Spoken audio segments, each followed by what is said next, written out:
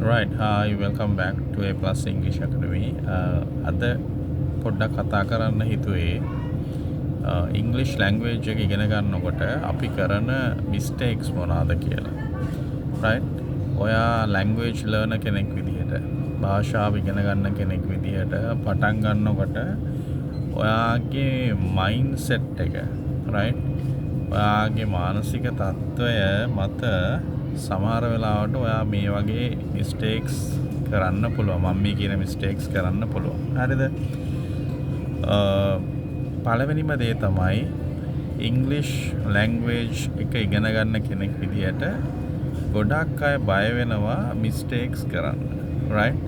අපි ඇත්තටම බයයි මිස්ටේක්ස් කරන්න. මොකද අපේ තියෙන පොඩි ගතියක් අර කවුරු හරි hina වෙනකොට පොඩ්ඩක් ලැජ්ජයි. කවුරු හරි කෙනෙක් වැරදුනහම අපි ශ්‍රී ලාංකිකයෝ ගොඩක් කලාවට මිස්ටේක් එකකදී hina වෙනවා. ඉතින් අන්න ඒ දේ නිසා අපි ගොඩක් වෙලාවට බය වෙනවා මිස්ටේක්ස් කරන්න. right? අනිත් එක තමයි ලංකාවේ ගොඩක් අය ව්‍යාකරණ විතරක් ඉගෙන ගන්නවා.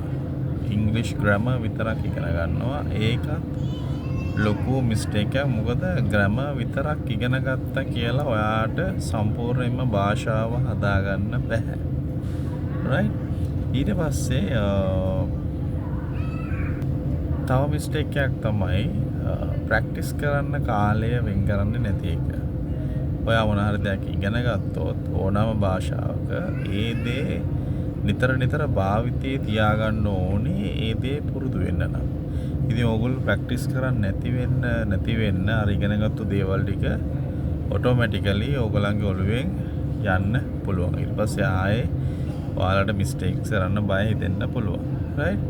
ගොඩාක්ම ස්ටුඩන්ට්ස්ලාට තියෙන ප්‍රශ්නේ තමයි ඊවසීම මදිකම ඊගාව එක.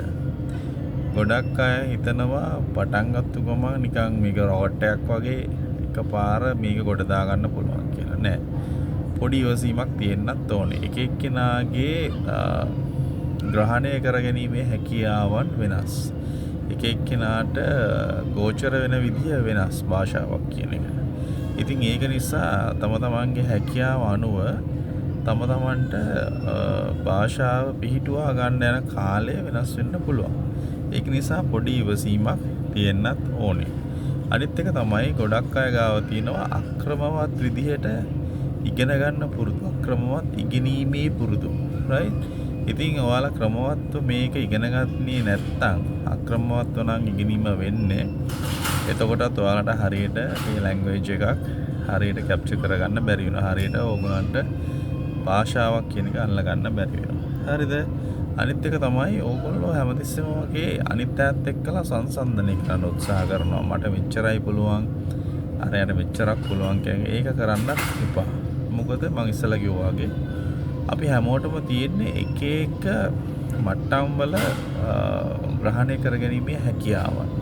ඉතින් එහෙම නිසා අපි කොයි වෙලාවකවත් තමන්ගේ මට්ටම තව කෙනෙකුගේ මට්ටමක් එක කම්පෙයාර් කරලා තේරුමක් නැහැ. සංසන්දනය කරලා තේරුමක් නැහැ. කිසිම දෙයකට කලබල වෙන්න එපා. තමන්ට පුළුවන් විදිහට ක්‍රමානුකූලව භාෂාව කියන එක ඉගෙන ගන්න. හරි, එහෙනම් ආයෙත් දවසක තව පොඩි වීඩියෝ එකකින් හම්බෙමු. ජය වේවා.